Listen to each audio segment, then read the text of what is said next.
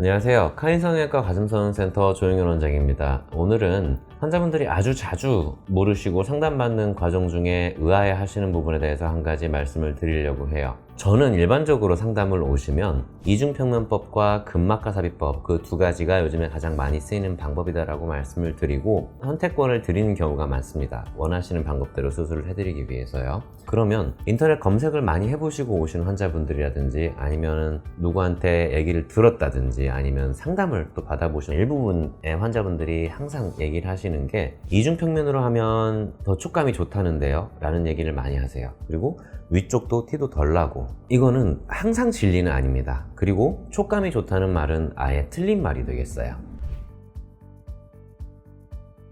우리의 앞 가슴에 양쪽에 이렇게 대흉근이라는 게 붙어 있습니다. 이 갈비뼈와 흉골 쪽에 붙어 있는 게 기시부라고 해요. 여기서 근육이 시작되고 부착부는 이 위팔뼈의 머리에 부착이 되게 됩니다. 그러면 수술을 할 때에는 갈비뼈에 달라붙는 쪽과 흉골의 아래쪽 달라붙는 부분을 우리가 분리를 시키는 거예요. 그러면 근육이 살짝 회전하게 되고, 이 상태에서 대흉근을 들어 올려서 보형물을 삽입을 하고, 보형물의 위쪽이나 아니면 위쪽의 안쪽 4분의 1 정도가 근육으로 덮여있게 만들어 놓는 수술 방법, 이게 바로 이중평면법이 되겠습니다. 우리 몸에 있는 근육은 내가 아무리 힘을 빼고 있는다고 하더라도 어느 정도의 톤을 유지하고 있습니다. 그 얘기는 무엇이냐면, 보형물을 근육으로 이렇게 덮어 놓게 되면 보형물에 압력이라는 게 작용을 합니다. 이렇게 가만히 있는 보형물을 그냥 만질 때와 한쪽을 이렇게 좁혀놓고 만질 때의 촉감 차이는 무조건적으로 발생을 하게 돼 있어요. 단순하게 말씀을 드리면, 이 보형물을 근막하로 삽입해서 근육 앞쪽에 올렸을 경우에는 보형물을 압박하고 있는 게 피부밖에 없습니다. 이중평면으로 수술을 했을 경우에는 피부와 근육이 준 압력이 보형물에 가해지게 되는 거예요. 그렇게 되면 어쩔 수 없이 보형물에 가해진 압력이 높아지기 때문에 보형물 자체의 촉감은 떨어질 수밖에 없습니다.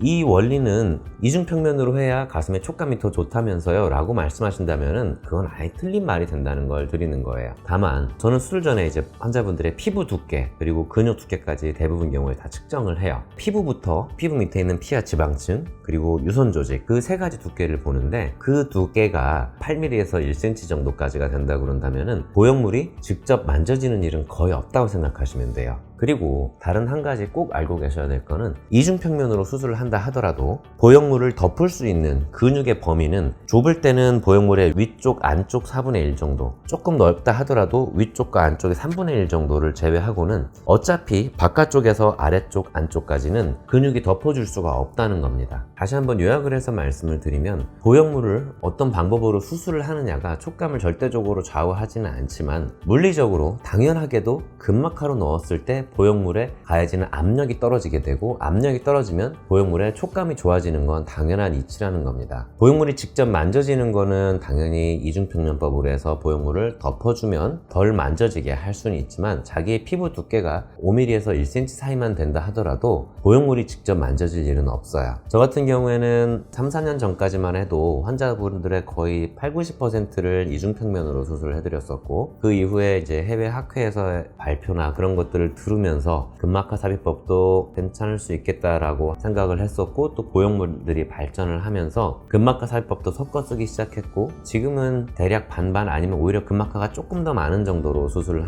해드리는 것 같아요. 그런데 수술 직후 결과를 말씀드리는 게 아니라 최소한 5-6개월 이상 지난 환자분들의 피드백뿐만 아니라 제가 직접 환자분들이 경과를 오셨을 때 가슴을 만져보고 한다 하더라도 근막하 삽입법 때가 이중평면법으로 수술했을 때보다는 촉감은 훨씬 좋다는 거를 자신 있게 말씀드리고 싶네요. 그리고 또 한 가지는 위쪽에서 보형물이 덮어지는 거에 대한 차이가 있다고 생각하시는 분들이 많이 있어요. 근데 이 위쪽에 보형물이 근육에 의해서 덮어지기 때문에 보형물의 티가 좀 덜 난다, 그리고 근막하로 하게 되면 보형물 위쪽이 동그랗게 밖으로 덮어놓은 것처럼 보일 것이다 라는 편견을 가지신 분들도 있는데, 제가 직접 케이스를 한번 준비해서 보여드리면, 이분은 근막하로 하셨고 이분은 이중평면으로 했습니다. 수술한 이후에 시기는 한 달에서 3개월 정도 사이 차이 나신 분들인데, 보시다시피 오히려 이중평면법으로 했을 때 가운데가 더 뚜렷하신 그런 경우도 많이 있다는 겁니다. 결국에는 보형물을 어떤 보형물을 사용하는가, 자기의 피부 두께나 늘어나는 정도, 그리고 수술하면서 공간을 어느 정도 적절하게 맞게 만들었는가에 따라서 위쪽에 경계가 드러나는 정도가 달라지는 거지, 절대적으로 수술 방법만으로 결정되지 않는다는 것도 말씀드리고 싶네요. 이상입니다. 감사합니다.